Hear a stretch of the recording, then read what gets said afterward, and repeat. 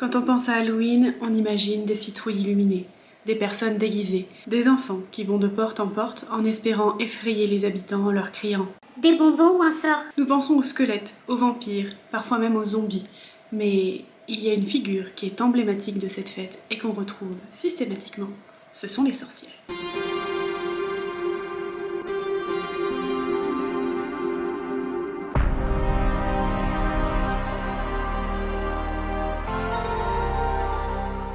Elles sont présentes partout, dans les décorations, dans les films, dans les costumes, et même dans notre vie de tous les jours. Mais pourquoi elles ?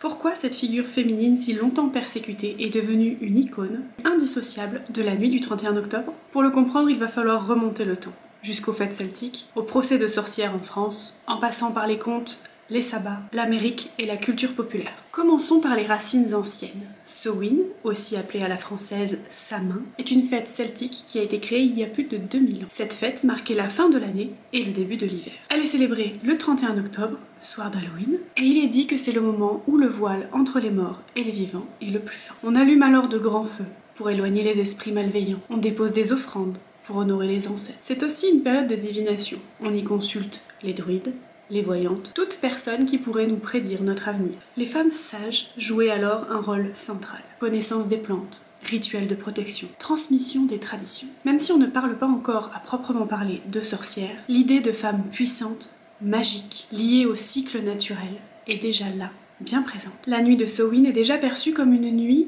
plus magique que les autres. À partir du Moyen-Âge, un tournant se fait au niveau des sorcières. L'Église cherche à effacer les cultes païens. Tous les cultes païens. Samhain est remplacé par la Toussaint, le 1er novembre, et par la fête des morts, le 2 novembre. Pourtant, certaines pratiques païennes perdurent. Rituels nocturnes, usage des plantes, célébration des saisons. Mais pour l'Église, ces pratiques deviennent suspectes. Les anciennes druidesses, guérisseuses et voyantes sont très vite alors associées au diable. Les rites et les célébrations païennes ne sont plus des fêtes, mais sont considérés comme de la sorcellerie. Le terme sorcière prend alors une connotation négative. La femme libre, la femme indépendante, la femme puissante et les femmes seules deviennent une menace. Puis viennent les chasses aux sorcières. Entre le 15e et le 17e siècle, l'Europe connaît une vague de terreur. En 1486, un ouvrage est publié, le Malleus Maleficarius. Il s'agit d'un manuel, un espèce de guide pratique pour reconnaître les sorcières, savoir les identifier et comment les juger. On estime entre 30 et 60 000 exécutions en Europe pour des faits de sorcellerie. Puis certains symboles leur sont associés. Le balai, symbole de voyage magique, le chaudron, symbole de transformation alchimique, mais servant pour les mélanges de plantes. Le chat noir, qui serait un compagnon magique associé au diable.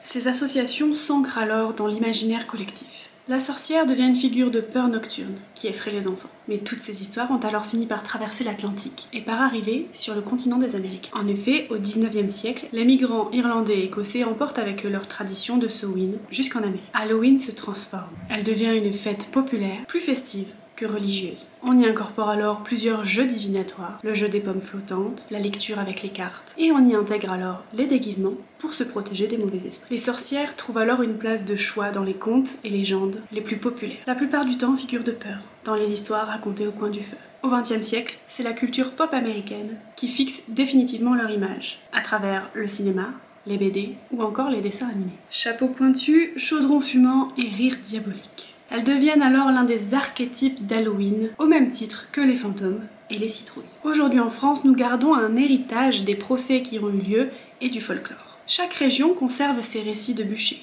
Nos contes populaires regorgent de vieilles femmes, mystérieuses, vivant à l'écart, dans une forêt, préparant des potions et des sorts, et craintes par les villages alentours, qui parfois même mangeraient les enfants. Dans l'inconscient collectif, la sorcière est déjà une figure locale avant même qu'Halloween ne nous revienne.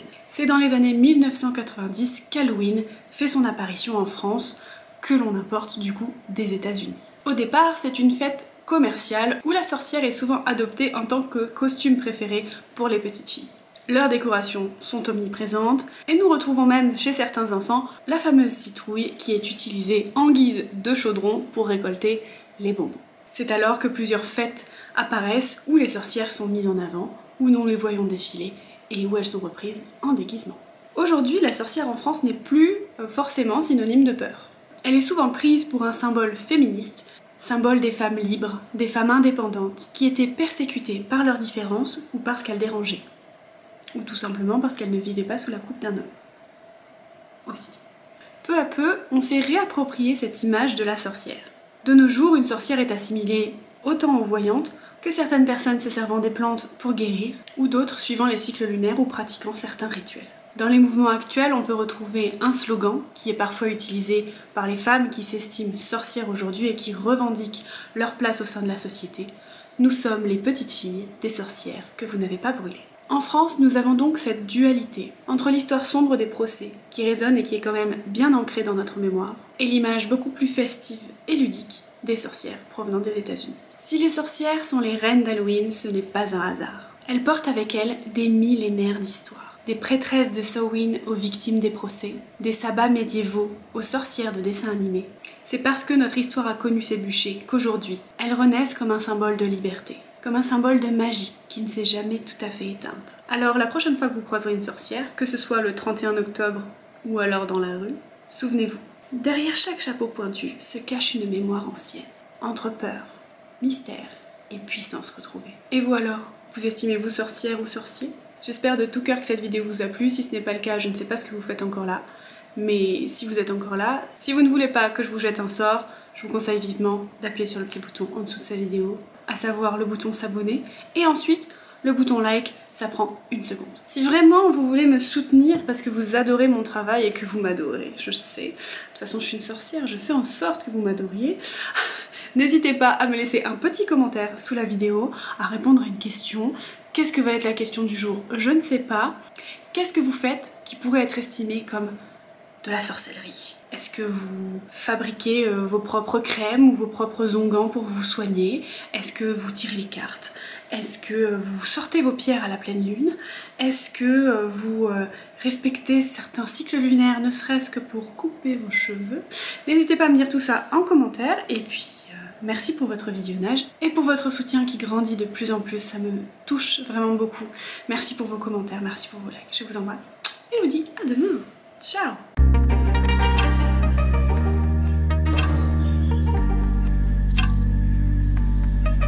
Samhain voilà. Les femmes sages jouaient un rôle à rôle. Même si le balai, symbole de voyage magique, insiste la publication où la sorcière est souvent adoptée en tant qui résonne quand même et qui résonne et qui certaines, je sais plus ce que j'ai dit. D'appeler, c'est dur hein.